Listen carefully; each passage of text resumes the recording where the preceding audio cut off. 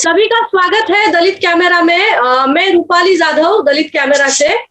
दोस्तों, हाल ही में 1 अगस्त को कॉमरेड अन्ना भाऊ साठे इनकी 101वीं जयंती हुई है।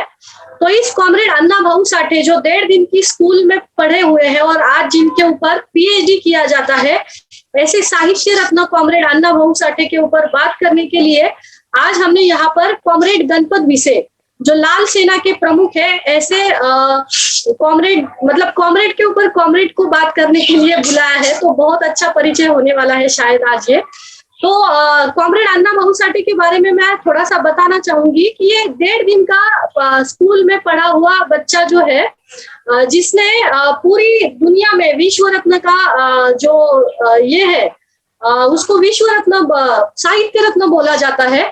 और इनकी जो कथाएं हैं, कविताएं हैं, इनके जो नायक थे, फकीरा लेंगे या फिर आउडी वगैरह, ऐसे जो लोग थे वो शोषित दलित थे और मोस्टली इसमें महिलाएं लीड रोल में रही है कॉमरेड अन्ना भाऊ साठे की सभी कथाओं में। तो ऐसे कॉमरेड अन्ना भाऊ साठे जिन्होंने महाराष्ट्र को मुंबई मिलने के लिए भी आंदोलन में जोर शोर से भाग लिया था, उसी के साथ कॉमरेड अन्ना भाऊ साठे ने यहाँ पे जो महाराष्ट्र में तमाशा है, उस तमाशा को एक नया रिफॉर्म किया है।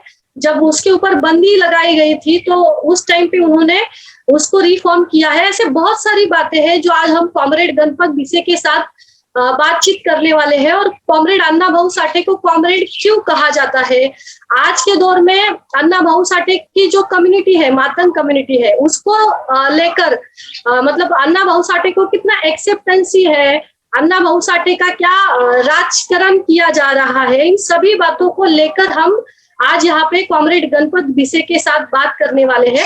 और उसी प्रकार आज का जो यूथ है, जो दलित शोषित पीड़ित है और खास करके मातंग समाज जो कम्युनिटी है, वो यूथ अन्ना भाऊ साठे को कहाँ देख रहा है, या कहाँ पर उसको पढ़ रहा है या नहीं पढ़ रहा है, या अंधविश्वास में है, इन सभी बातों को हम डिस्कस करेंगे।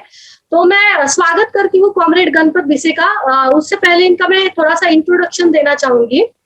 कॉमरेड गणपत बिसे लाल सेना के प्रमुख है, फाउंडर मेंबर भी है वो। उन्होंने अलग अलग विषयों पर लेखन किया है, मतलब करते रहते हैं। धूपात्री और रानगुल, यह उनकी 2 किताबें हैं जो उन्होंने लिखी है और प्रकाशित की है। अलग अलग मैगजीन में वह लिखते रहते हैं। महाराष्ट्र पब्लिकेशन मैगजीन में उनका लिखना जारी रहता है। उसी के साथ गायरान जमीन जो है, मतलब महाराष्ट्र में एक बहुत बड़ा आंदोलन हुआ था, तो वो गायरान जमीन को लेकर कॉमरेड गणपत बिसे हमेशा काम करते रहते हैं। और उसी के साथ दलित शोषित पीड़ित जनता के जो भी सवाल है, उन सभी के ऊपर उनका काम चलता रहता है। हाल ही में जो मच्छी मार लोग हैं, उनके ऊपर का एक बहुत बड़ा आंदोलन कॉमरेड गणपत बिसे ने किया था।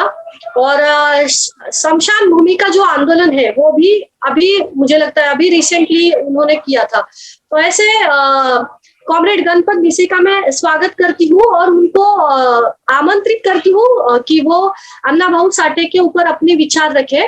तो स्वागत है गणपत बिसे आपका, और मैं चाहूंगी कि आप आपकी बात यहाँ पर रखें। मेरी बात रखने जा रहा हूँ।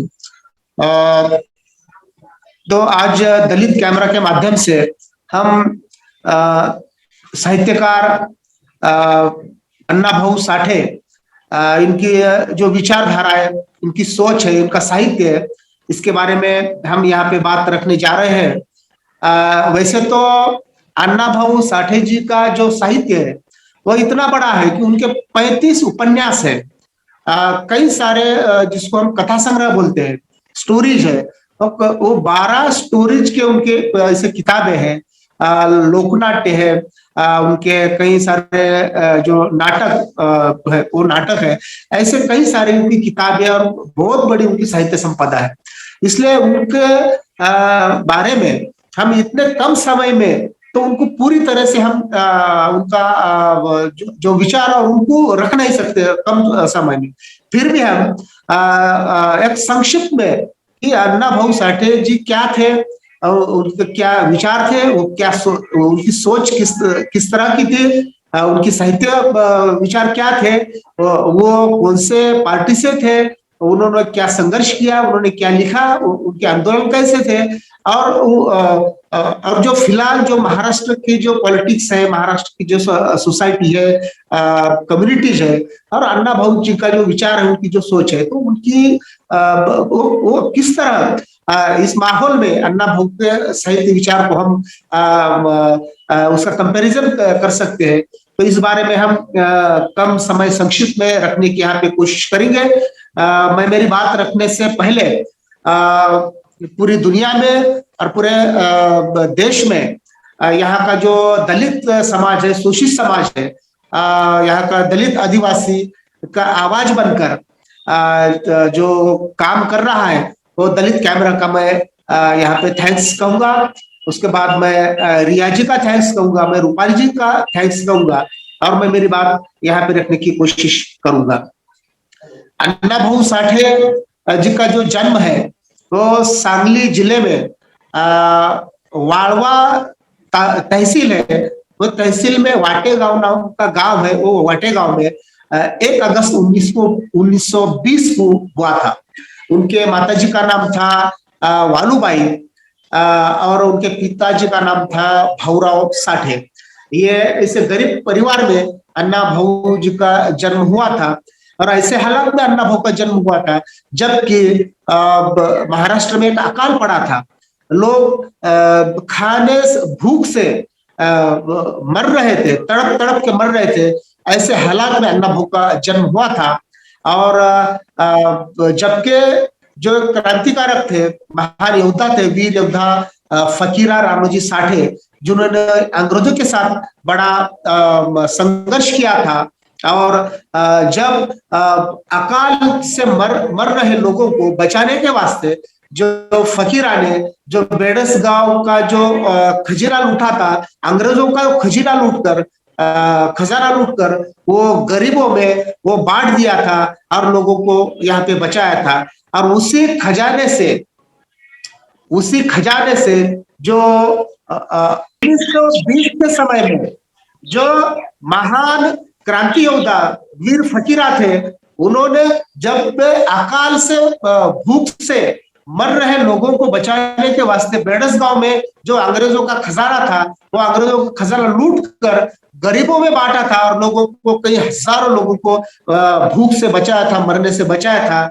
उसी खजाने से जो कुछ पैसा अन्ना भाऊ के माताजी को मिला था, उसका दूध पीकर, उसकी गुट्टी पीकर अन्ना भाऊ बचे थे। और अन्ना भाऊ ने जब जो ऐसा माना था कि अंग्रेजों की लूट से मिली गुट्टी से मैं बचा हूं, इसलिए मेरी एक जिम्मेदारी है कि जबकि मरने वाले लोगों की जो भावना है, वो लोगों के हालात लिखने की जिम्मेदारी मेरे ऊपर है, ऐसा मैं मानता हूँ। और इसी कारण मैं ये लिखता हूँ, ऐसा अन्ना भाऊ ने लिखा था। ऐसे हालात में अन्ना भाऊ का जन्म हुआ था। और फिर जो लोग बचे थे, कुछ लोग हजारों लोग वहां पे मर रहे थे 1920 के समय में, और ऐसे कुछ बचे कुछ लोग अपना बोरा बिस्तर बांध कर, कुछ लोग मुंबई चले गए, कुछ लोग पूना गए, कुछ सातारा गए, कुछ कई सारे जिधर उनको रोजगार मिला, ऐसा उनको खाने को मिला, उस तरह चले गए। उसी प्रकार अन्ना भाऊ का जो परिवार था, वो अपना गांव छोड़कर मुंबई में जा बसा और वहां पे काम करने लगा। अन्ना भाऊ जब मुंबई में 1932 में 1932 में अन्ना भाऊ मुंबई आए थे, और जब छोटे थे, बहुत छोटे थे, जो चाइल्ड लेबर आप जिसको कहते हैं, वैसे चाइल्ड लेबर तक बोल के अन्ना भाऊ वहां पे काम करते थे। और जो काम मिला वो काम करके जब जितना पैसा मिलता था, तो कुछ आने, कुछ रुपया, 5 पैसे 10 पैसे ऐसा कुछ मिलता था, और उसी से वो परिवार को मदद करते थे, और उसी से उनके परिवार का गुजारा चलता था। ऐसे गरीब परिवार से अन्ना भाऊ का जन्म हुआ था। और जब अन्ना भाऊ मुंबई में आए थे, तब मुंबई में जिसको हम गिरनी कामगारों का जो गढ़ है, मुंबई में बहुत सारे कई सारे हजारों हजारों लोगों को जो काम मिलता था। तो जो कॉटन मिल्स थे, उसको सूत गिरनी जो बोलते थे, तो ऐसे कई सारे गिरनियां थे, हजारों लोग वहां पे काम करते थे। और जब कम्युनिस्टों का मुंबई में पूरा राज कम्युनिस्टों का चलता था, जो जिसको हम लालबाग बोलते हैं, ये जो जो एरिया था वो पूरा कम्युनिस्टों का था। मुंबई में जो कुछ मूवमेंट था वो पूरा कम्युनिस्टों का मूवमेंट था। और उस समय में अन्ना भाऊ जो जुड़े, तो कम्युनिस्ट मूवमेंट से अन्ना भाऊ जुड़े हैं। और खास करके 1936 में अन्ना भाऊ श्रीपाद अमृत डांगे, जो कम्युनिस्ट लीडर थे, उनके संपर्क में अन्ना भाऊ आए थे। और तब से फिर अन्ना भाऊ में जो जज्बा था, अन्ना भाऊ की जो सोच थी, अन्ना भाऊ में जो टैलेंट थे, तो ये डांगे जी ने उसको कैच किया। और अन्ना भाऊ को फिर उसी तरह उन्होंने एक एक टिप्स देना चालू कर दिया कि ये क्या है, कम्युनिज्म क्या है, ये मूवमेंट क्या है, और हम क्या करना चाहते हैं, और हमें क्या करना चाहिए। इस प्रकार का के साथ मिलजुल के अन्ना भाऊ ने काम किया। और उसी प्रकार फिर उनका सोच में जो है तो फेर होते गए, उनकी सोच बदलते गए। और फिर जो दुनिया में जो ये कम्युनिज्म की जो विचारधारा है, उस विचारधारा के साथ अन्ना भाऊ जुड़ने लगे और काम करने लगे। और ये काम करते करते अन्ना भाऊ का जो पिंड था, जिसको हम बोलते कि उनका जो व्यक्तित्व था उनका, तो वो एक कलाकार थे अन्ना भाऊ।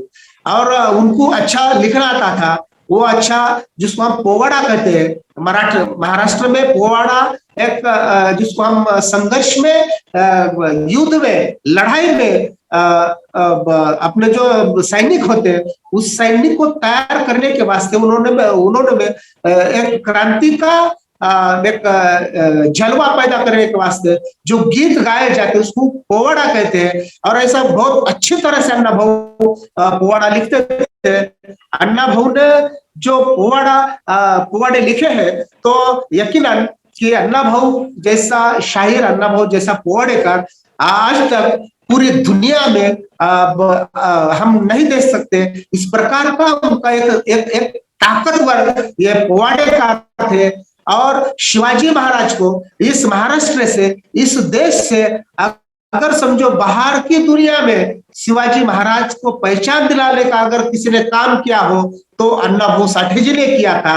और जब अन्ना भाऊ साठे रशिया में गए थे, तो रशिया में अन्ना भाऊ जी ने शिवाजी महाराज का पोवाड़ा वहां पर गाया था। और शिवाजी महाराज क्या थे, उनका राज क्या था, जो बहुजनों का जो राज था, जो यहाँ के दलितों का, यहाँ के बहुजनों का, गरीबों का जो राज था, जिसको हम आज के लफ्ज में सोशल जस्टिस जिसको कहते हैं, ऐसे सोशल जस्टिस देने वाला हमारा जो राजा था, वो राजा को इस जिसको हम 7 समंदर पार उनका कार्य पहुंचाने का काम अन्ना भाऊ ने किया था। और उसी प्रकार स्टालिनग्राड का जो पोवाड़ा है, तो स्टालिनग्राड का जो पोवाड़ा, जो हिटलर की जो नाजी सेना थी उसके खिलाफ रशिया के जनता ने, जिसको हम लाल सेना कहते हैं, लाल सेना ने हिटलर का जो पराभव किया था, हिटलर को हारना किससे पड़ा, तो लाल सेना ने हराया था। और उसी के ऊपर अन्ना भाऊ ने स्टालिनग्राड का पोवाड़ा यहाँ पे रचा था, जो अजरामर है, पूरी दुनिया में ये पोवाड़ा गाया जाता है। इस प्रकार अन्ना भाऊ ने बहुत बड़ा ऐसा ये पोवाड़े के माध्यम से काम किया था। मगर अफसोस की बात कि अन्ना भाऊ का जो साहित्य है, वो साहित्य एक उनके ऊपर हमेशा से अन्याय होता रहा है।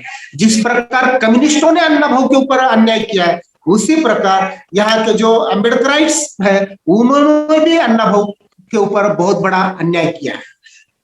अन्ना भाऊ ने जिस प्रकार वर्ग व्यवस्था के खिलाफ यहाँ पे काम किया था, उसी प्रकार वर्ण व्यवस्था के खिलाफ भी अन्ना भाऊ ने काम किया था।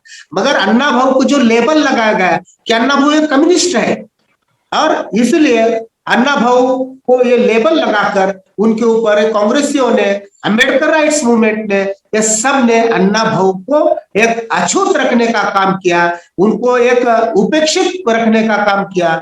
और ऐसा अन्ना भाऊ के ऊपर बहुत बड़ा अन्याय हुआ है।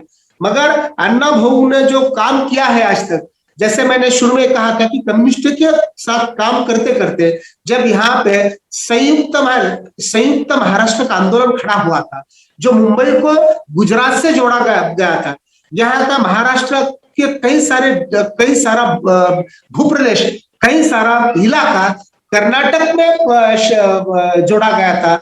और ये सब जो महाराष्ट्र का जो पूरा महाराष्ट्र एक साथ आना चाहिए।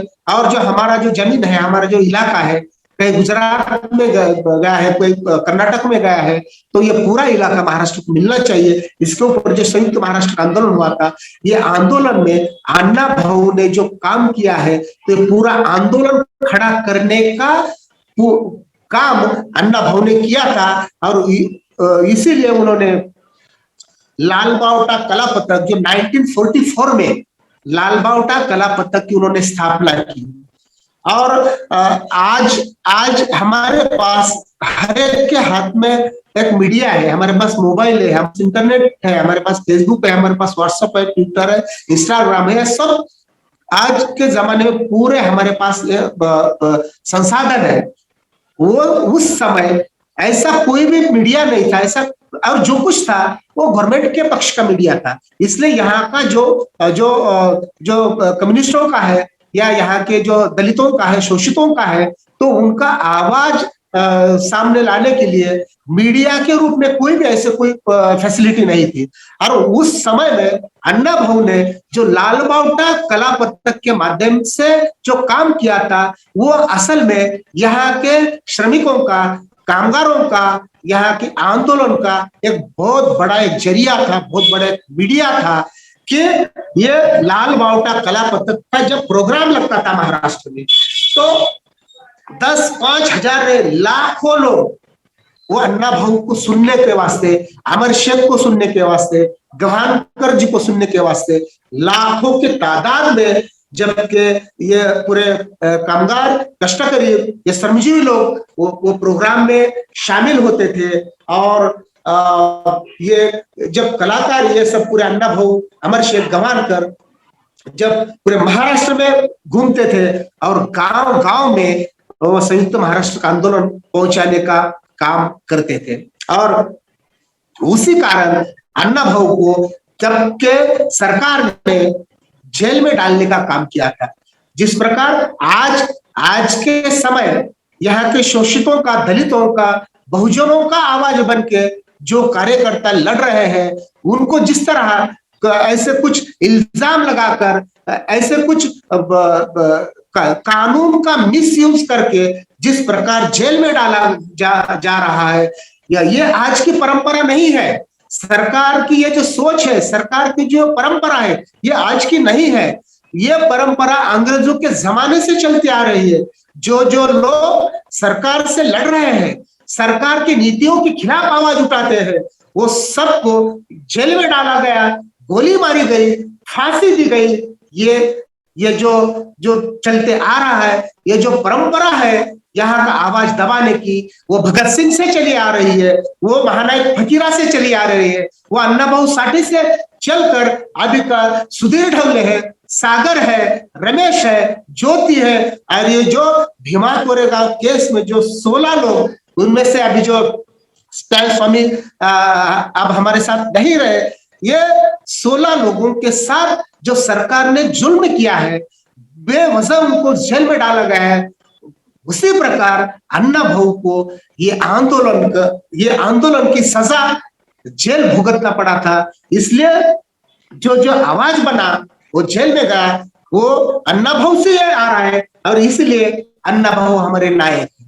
वो जो कड़ी है, वो कड़ी तब से आज तक ये कायम है। और अन्ना भाऊ को सरकार ने जेल में डाला था। उनका गुनाह क्या था? तो गांव में जाकर जबकि 10 लोग बाहर नहीं आते थे, सरकार के खिलाफ कोई बात करने की हिम्मत नहीं करता था, तब अन्ना भाऊ गांव-गांव में घूमते थे और गीत गाते थे, और उनके गीत ऐसे थे, संयुक्त महाराष्ट्र येतोय माझ्या सरकारा, खुशाल कोंबड दाबून धरा। ये जो भाषा है, ये लोगों की दिल जीतने वाली भाषा है। ये लोगों के मन की बात, मन में लोगों को जो जिसको हम लोगों की भाषा जो है, संयुक्त महाराष्ट्र येतो माझ्या सरकारा, खुशाल कोंबड दाबून धरा।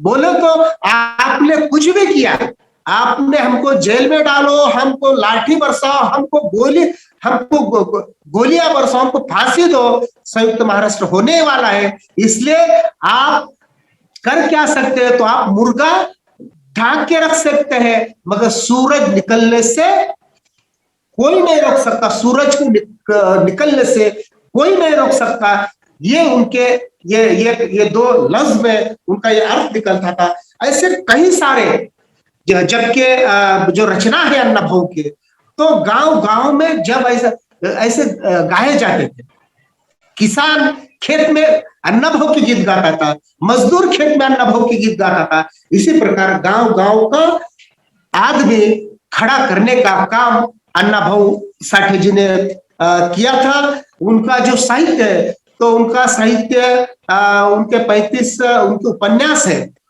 तो हर एक उपन्यास एक जिसको हम ग्रंथ कहते हैं, हर एक उपन्यास, हर एक किताब एक ग्रंथ है, एक सब्जेक्ट है, एक सोच है, और एक किताब के ऊपर एक आंदोलन खड़ा हो सकता है।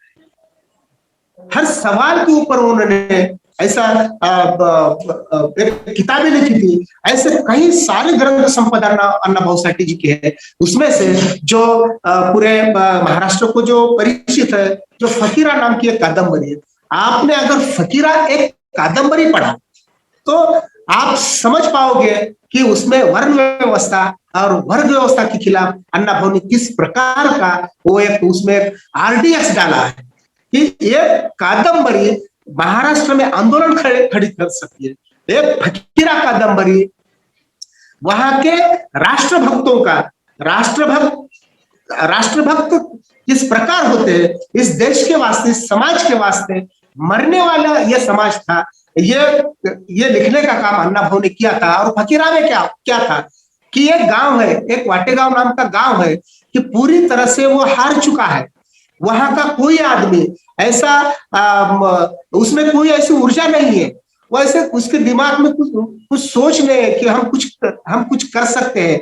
ऐसा पूरा मरा हुआ गांव खड़ा करने का काम जो फकीरा के जो पिताजी थे, जिनका नाम राणोजी साठे था, वो राणोजी ने जो जोगनी बोल के, जब उस समय का जो युग का प्रकार था कि एक गांव का वैभव दूसरे गांव में अगर लाने का होगा तो वो गांव को हराना पड़ता था, वो गांव के साथ लड़ाई करनी पड़ती थी। और वो लड़ाई में जीत कर तुम अगर तुम्हारे गांव में आए हो, जोगनी लेकर आए, तो फिर वो गांव की जो जिसको त्योहार बोलते हैं, यात्रा बोलते हैं, जतरा बोलते हैं, तो जतरा वो गांव में भरती थी।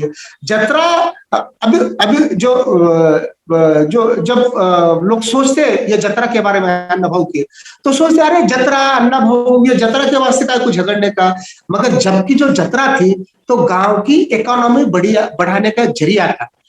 वो गांव में जतरा 2 दिन 4 दिन 5 दिन की जतरा भरती थी, तो गांव में कई सारे व्यापारी आते थे, कई सारी दुकानें लगते थे, लोगों को रोजगार मिलता था, गांव को थोड़ा बहुत रेवेन्यू मिलता था, और वो गांव की इकोनॉमी थोड़ी सी सुधर जाती थी, लोगों के पास 4 पैसे आते थे, इसलिए वो जतरा वो गांव में चलता था। तो ऐसा वो गांव के वास्ते अन्ना भाऊ के पिताजी राणोजी ने बलिदान दिया था। उनकी हत्या हो गई थी, उनका मर्डर हो गया था। और उसी के बाद जो महानायक फकीरा थे, महानायक फकीरा ने भी अंग्रेजों के साथ जो युद्ध करके यहाँ के मातंग कम्युनिटी को, दलित कम्युनिटी को जो छुड़ाने का काम किया था, अंग्रेजों की जेल से हजारों लोगों की मुक्ति करने का काम अन्ना भाऊ के जो महानायक फकीरा थे उन्होंने किया था।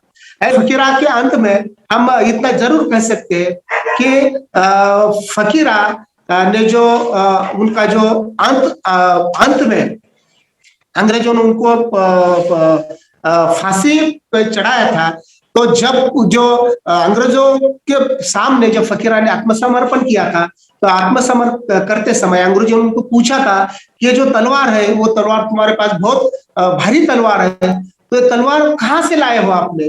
तब फकीरा ने कहा था कि ये तलवार हमारे पूर्वजों को उनके बहादुर पे, उनके संघर्ष पे, उनके खून में जो लड़ने का जो उनके शरीर में जो खून है उस पर खुश होकर छत्रपति शिवाजी महाराज हमारे राजा ने हमारे पूर्वजों को ये तलवार दिया था।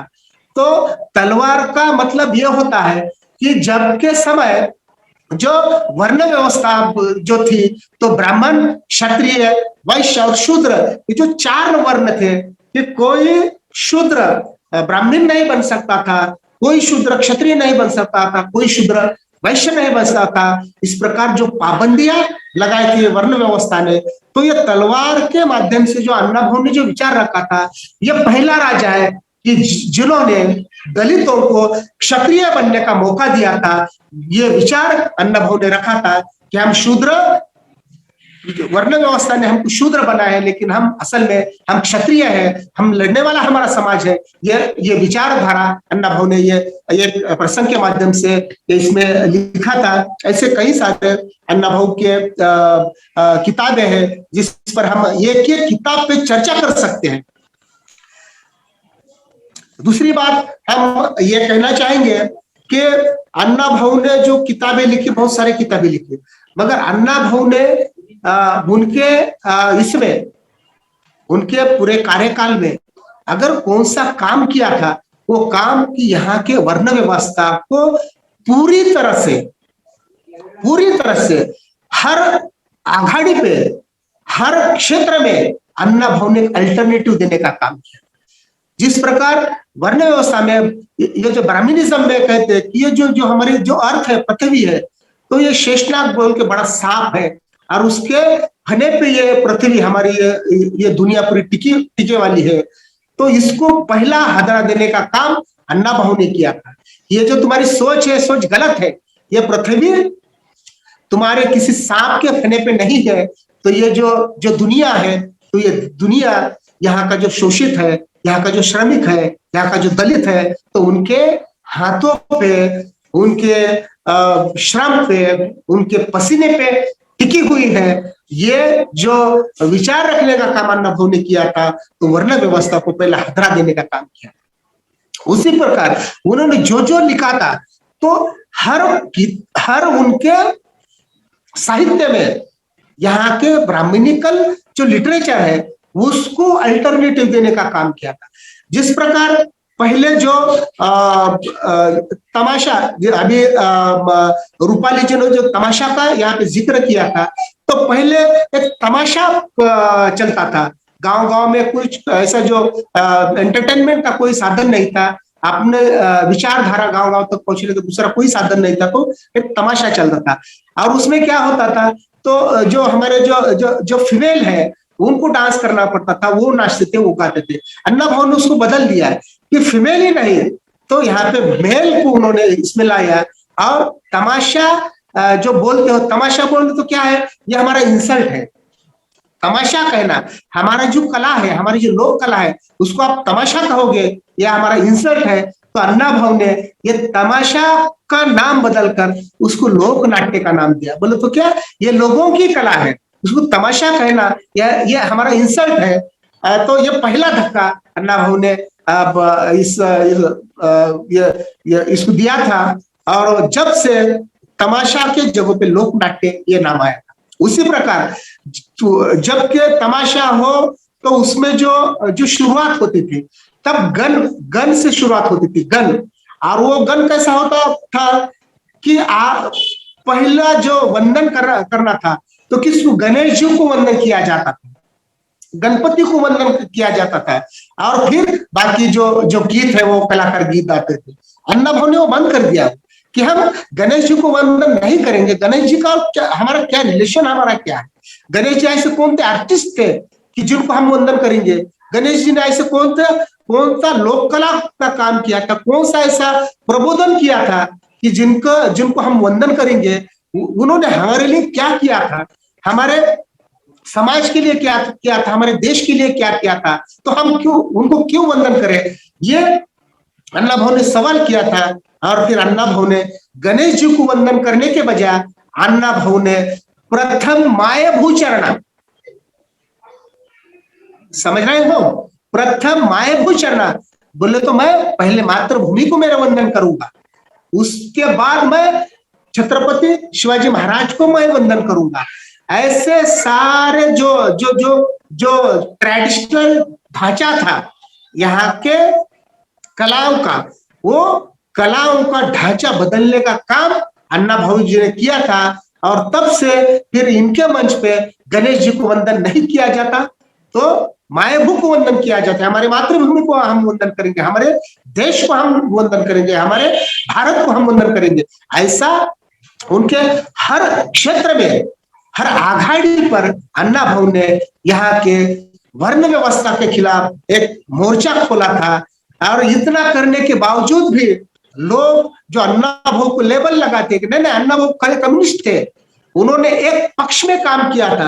अरे अगर अन्ना भाऊ ने एक पक्ष में काम करते तो फिर ये गणेश जी को वंदन करने के बजाय मातृभूमि को वंदन करना, तमाशा को लोक नाट्य के रूप में पेश करना, ये सारे जो है तो पूरे वर्ण व्यवस्था को यहाँ से वर्ण के खिलाफ मोर्चा खोलने का काम अन्ना भाऊ ने किया था। इसलिए अन्ना भाऊ को खाली कम्युनिस्टों का लेबल लगाना उनके ऊपर एक बहुत बड़ा अन्याय होगा, एक इल्जाम होगा। अन्ना भाऊ वर्ण व्यवस्था के खिलाफ भी आखिर तक लड़ते रहे और अन्ना भाऊ वर्ग व्यवस्था के खिलाफ भी आखिर तक लड़ते रहे। इसलिए अन्ना भाऊ को ऐसा कुछ लेबल लगाने की कोई जरूरत नहीं है। मगर असल में होता क्या है कि अन्ना भाऊ की खुद की एक उनकी आइडेंटिटी है, उनकी खुद की पार्टी है, खुद का एक विचारधारा, एक सोच है, उनका एक झंडा है। ये होते हुए भी आज के महाराष्ट्र की अगर अवस्था हम देखेंगे तो उनका विडंबन करने का काम, उनकी विटंबना करने का काम उन्हीं के समाज से होता है। जिस समाज में पैदा हुए अन्ना भाऊ है तो आज उनके समाज के उन्होंने आइडल है। आज अन्ना भाऊ की जो तस्वीर है महाराष्ट्र के घर घर में लगाई जाती है। 1 अगस्त को महाराष्ट्र के हर गांव में अन्ना भाऊ का ये जो जयंती समारोह होता है, हर गांव में वो समारोह संपन्न किया जाता है। मगर उसमें जो अन्ना भाऊ पेश किया जाता है तो अन्ना भाऊ को पूरी तरह से बदल के पेश किया जाता है। अन्ना भाऊ का झंडा कौन सा है? अन्ना भाऊ का लाल झंडा है। अन्ना भाऊ ने आखिर तक, अंत तक लाल झंडे के नीचे रहकर, लाल झंडे के साथ जुड़कर अन्ना भाऊ ने काम किया था। मगर महाराष्ट्र में अगर अभी के अगर हालात देखे होंगे तो यहाँ के संघ के लोग पीले झंडे, लाखों करोड़ों झंडे ऐसे रेडीमेड बना के मातंग कम्युनिटी को ऐसे प्रेजेंट देते हैं और लगाओ लगाओ लगाओ, हर गांव में पीला झंडा, हर मोर्चे में पीला झंडा।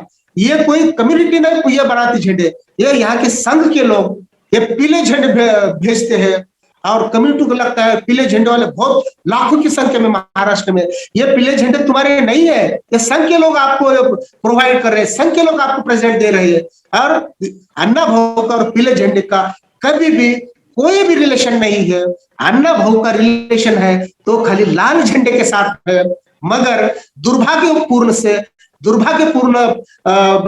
तरीके से हमको ये कहना पड़ता है कि अन्ना भाऊ के पुतले के प्रतिमा के सामने जब पीला झंडा हम देखते हैं तो बहुत दुख होता है कि अंत तक जिन्होंने लाल झंडे के साथ काम किया था, लाल झंडे के नीचे जिन्होंने आंदोलन किया, संघर्ष किया, जेल में गए, और अन्ना भाऊ के सामने जो पीला झंडा, भाई ये किसने कहा आपको कि मेरा ये झंडा पीला है? किसने कहा कि मैंने पीले झंडे के साथ काम किया? बोले तो अन्ना भाऊ के पीछे कम्युनिटी चलेगी या कम्युनिटी के पीछे अन्ना भाऊ नहीं चलना चाहिए? ये सवाल अभी पैदा होता है कि हम किसके पीछे चले, अन्ना भाऊ के पीछे चलेंगे या कम्युनिटी के पीछे चलेंगे?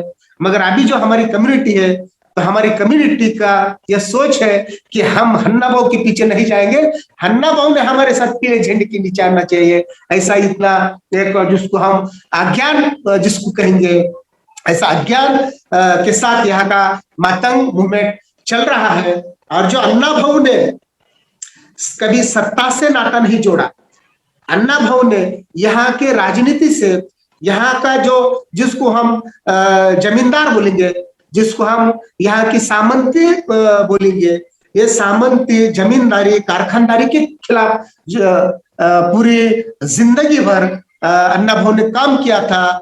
आज के हालात में अगर महाराष्ट्र के मातंग समाज के संगठन हम देखेंगे, मातंग समाज के ही नहीं, बहुत सारे तकरीबन होल सोसाइटी के आज के अगर हम संगठन देखेंगे तो ये महापुरुषों ने जिस कारखानदारी के खिलाफ, भांडवलशाही के खिलाफ काम किया था, आज पूरे समाज के जितने संगठन है तो 90% जो संगठन है तो यहाँ के भांडवली सिस्टम के गुलाम बने हुए हैं। वो जो चाहते हैं उसी प्रकार की मूवमेंट यहाँ पे चलाई जाती है, उसी प्रकार के आंदोलन यहाँ पे किए जाते हैं, उसी प्रकार की राजनीति ये महाराष्ट्र में हो रही है। ये बड़े दुख की बात है, ये हमारे महापुरुषों के विचारधाराओं का पराभव है, ये उनका अपयश है। और ये जयंती के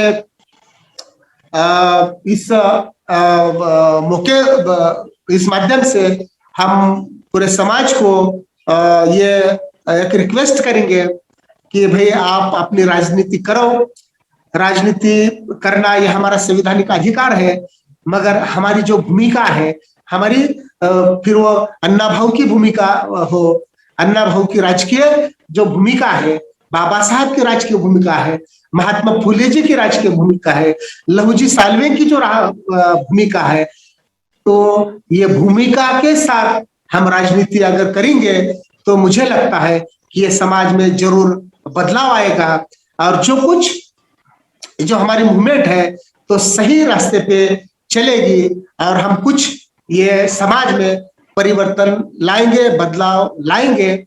और ये बदलाव के वास्ते अन्ना भाऊ ने जो एक गीत लिखा था, जग बदल घालून घाव मज सांगून गेले भीमराव, ये जो गीत था तो मुझे लगता है कि ये गीत के बारे में सोचने की जरूरत है। अब ये गीत किस तरह पेश किया जाता है कि बाबा साहब के बारे में जो अन्ना भाऊ ने गीत रचा है, तो अन्ना भाऊ कहते हैं कि जग बदल घालून घाव मुझे सांगून गेले भीमराव, बोले तो ये सब छोड़ दो और हमारे साथ चलो, ये धर्मांतर करो, बुद्धिज्म को। जग बदल घालून घाव मज सांगून गेले भीमराव, ये जो उनकी रचना है, तो रचना का हमें बहुत गंभीरता से विचार करने की जरूरत है। अन्ना भाऊ की ये जो रचना है, तो यहाँ का कम्युनिस्ट मूवमेंट और यहाँ की अम्बेडकराइट मूवमेंट, ये दोनों को जोड़ने का ये काम अन्ना भाऊ की रचना ने किया है। मगर ये रचना किस तरह पेश की जाती है कि यहाँ के मातंग कम्युनिटी को कहा जाता है, देखो अन्ना भाऊ खुद कहते हैं कि जग बदल घालून घाव मुझे सांगून गेले भीमराव, और तुम किस तरह किस मार्ग से तुम जा रहे हो। अन्ना भाऊ ने खुद लिखा है कि हम बाबा साहब के मार्ग से जाना चाहिए, मगर ऐसा कोई मार्ग अन्ना भाऊ ने उसमें नहीं बताया। तो अन्ना भाऊ ने दोनों विचारधाराओं को एक साथ जोड़कर एक नई मूवमेंट, एक ताकतवर मूवमेंट बनाकर यहाँ की जो भांडवली व्यवस्था और ब्राह्मणी व्यवस्था, ये दोनों हमारे दुश्मन है, और ये दोनों दुश्मनों को अगर हमको खत्म करना है, ये दोनों दुश्मनों को अगर हम हार चाहते हैं, तो यहाँ का लाल झंडा और यहाँ का नीला झंडा, ये दोनों को एक साथ मिलकर काम करने की जरूरत है। और जब तक ये दोनों आपस में एक दूसरे को एक दोस्त नहीं मानते, एक दूसरे को साथ मिलकर एक बड़ा मूवमेंट खड़ा नहीं करते, तब तक ये दोनों भांडवली व्यवस्था, कैपिटलिज्म और ब्राह्मणी सिस्टम को हराना इतना आसान नहीं है। इस प्रकार का विचार ये एक गीत में रखा है, मगर ये गीत को इस प्रकार पेश किया जाता है कि देखो बाबा साहब ने जिस प्रकार धर्मांतर किया उसी प्रकार आप सब ने धर्मांतर करना चाहिए। धर्मांतर के खिलाफ ना भाव थे ना हम थे, वो एक अपने खुद के एक जिसको हम एक स्वतंत्र नागरिक की एक यह है कि वह जो चाहा वो कर सकता है, मगर जो जबरदस्ती जो गलत तरीके से जो लोगों में ये किया जाता है कि धर्म के ऊपर लेकर जाने का जो काम किया जाता है, तो ये काम महाराष्ट्र में हो रहा है। मगर अन्ना भाऊ खुद को एक पार्टी का एक निष्ठावान कार्यकर्ता उन्होंने खुद मानते थे, कम्युनिस्ट पार्टी के साथ उन्होंने आखिर तक जुड़े थे।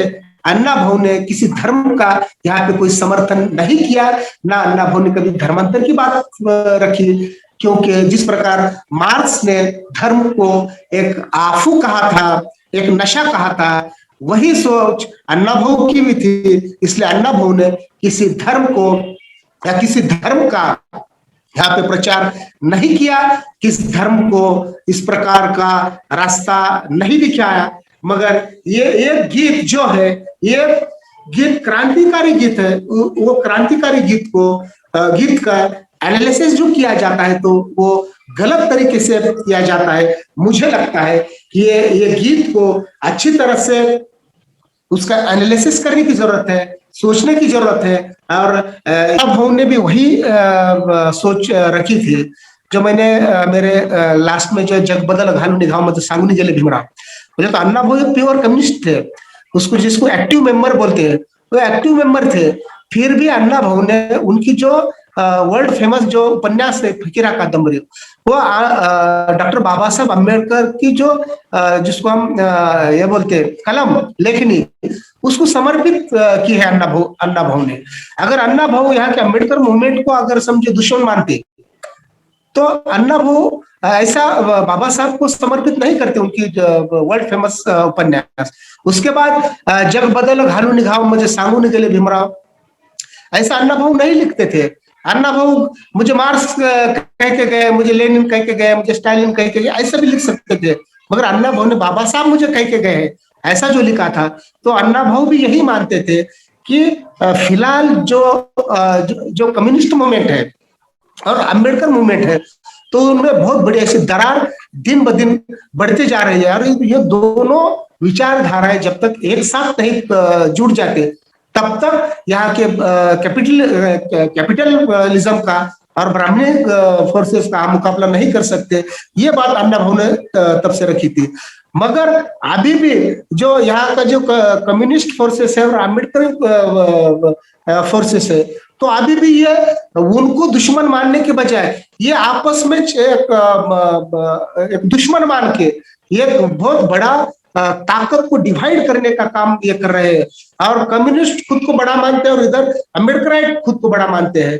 अगर ये दोनों ताकतें जो ओरिजिनल लड़ने वाले फोर्सेस है, ये अगर ऐसे अलग अलग गुट में लड़ते रहे, तो यहाँ के ब्राह्मणिकल फोर्सेस को हम कभी नहीं हार सकते। ये बात अन्ना भाऊ ने जब समय में लिखी थी, और आज के समय में भी ये बात अन्ना भाऊ की जो सोच है उसके बारे में विचार करने की। यही गीत नहीं, अन्ना भाऊ का हर गीत, अब जिस तरह माझी मैना गाव राहिली माझ्या जीवाची होती है काहिली, ये एक अन्ना भाऊ की लावणी है। तो ये लावणी को एक श्रृंगारिक तरीके से बताया जाता है।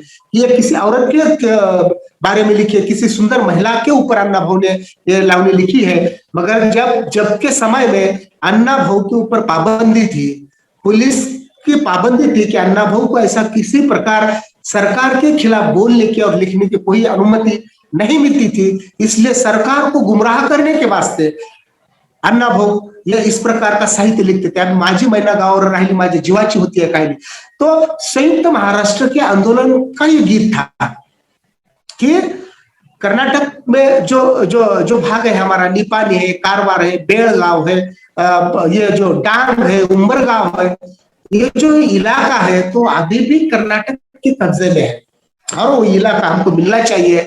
ये गीत है एक आम मराठी आदमी की, मराठी मानुस की जो आग थी, तो ये लावणी के रूप में अण्णा भाऊ ने सामलाया है। मगर इस लावणी को भी यहाँ पे बदलने का काम हो रहा है। इसका अंत है, बिनी मारायची अजून राहिली, माझ्या जीवाची होती या काहिली। क्या है इसका अंत, क्या है ये लावणी का जो शेवट है, बिनी मारायची अजून राहिली। बिनी बोले तो सामने की जो सेना होती है, जब तक उसको खात्मा नहीं किया जाता तब तक वो शत्रु पे हम जीत हासिल नहीं कर सकते। बिनी बोले तो सामने को जो लड़ने वाला सैन्य होता है उसको बिनी कहते हैं। उसको बदलकर यहाँ का जो हमारे महाराष्ट्र के हिंदी में जो अभी अजय अतुल है, आनंद शिंदे है, इन्होंने भी गलत तरीके से ये गीत गाया है। बिनी मारायची अजून राहिली ये गीत है, तो वेणी माळायची अजून राहिली। वेणी माळायची म्हणजे महिलेची वेणी, जिसको हम चोटी बोलते हैं, वो आज का जो यूथ है, तो उस यूथ को किस तरह से आप कुछ संदेश देना चाहेंगे? क्योंकि जैसे आपने बोला आपके पूरे स्पीच में कि आरएसएस का बहुत ज्यादा इसमें ये दिख रहा है, घुस रहा है आरएसएस। मतलब वो आज की बात नहीं है, पिछले 10 सालों से वो चल रही है। तो उसके लिए आज के यूथ को आप क्या मैसेज दोगे कि क्या करना चाहिए अगर अन्ना भाऊ की सोच को आगे लेके जाना है? तो दुश्मन की जो चाल है उसको कैसे हम टैकल कर सकते हैं? तो आप कुछ उस पर बात करेंगे? इस माध्यम से एक संदेश देना चाहता हूं कि अन्ना भाऊ ने जो फकीरा जो लिखा है, तो फकीरा में जो फकीरा रानोजी साठे, ये मातंग कम्युनिटी से था। वो एक नौजवान था, वो एक युवा था, वो एक हिम्मतवान, ताकतवान, ऐसा एक क्रांतिकारक था फकीरा। और उसी प्रकार सत्तू भोसला नाम का एक मराठा कम्युनिटी से एक युवा था। तो ये दोनों भी अपने अपने इलाकों में वहां के जो शोषण के खिलाफ लड़ते थे, अंग्रेजों के खिलाफ लड़ते थे। गांव में वहां के जो जमींदार थे, भांडवलदार थे, उनके खिलाफ लड़ते थे। और ये दोनों भी एक ऐसे युवा थे, फकीरा और सत्तू भोसला, ये दोनों भी ऐसे ताकते थे। मगर जब सत्तू भोसला को जब ऐसा घेर लिया था और उसको जान से मारने की प्लानिंग हो रही थी, उसी समय अपना फकीरा जाता है और उसकी जान बचाता है। और सत्तू भोसला उसको कहता है कि फकीरा, आपकी वजह से मैं यहाँ पे बच गया हूं, अगर आप मेरे मदद नहीं करते तो शायद मैं जिंदा नहीं बचता। तो फकीरा ने जो सत्तू भोसला को जो बचाया था, तो वो क्यों बचाया था? तो सत्तू भोसला जो काम करता था, तो वहां के साहूकारों ने जो किसानों के जमीनें हड़प कर ली थी, उनके कागजात साहूकारों के तिजोरी में बंद थे और जिनके नाम पे जमीनें थे वो बेदखल कर दिया था, उनको लैंडलेस कर दिया था। ऐसे लैंडलेस लोगों को उनका हक दिलाने के वास्ते, उनकी जमीनें उनको दिलाने के वास्ते सत्तू भोसला लड़ता था। और वो सत्तू भोसला जिंदा रहना, बचना बहुत जरूरी है, यह सोचकर फकीरा ने सत्तू भोसला की जान बचाई थी। और सत्तू भोसला ने भी फकीरा को शब्द दिया था कि आप मुझे आवाज करो, कि आपको जब लगेगा कि ये सत्तू भोसला की आपको जरूरत है, तो मैं हर हाल में आपकी मदद करने को मैं आऊंगा।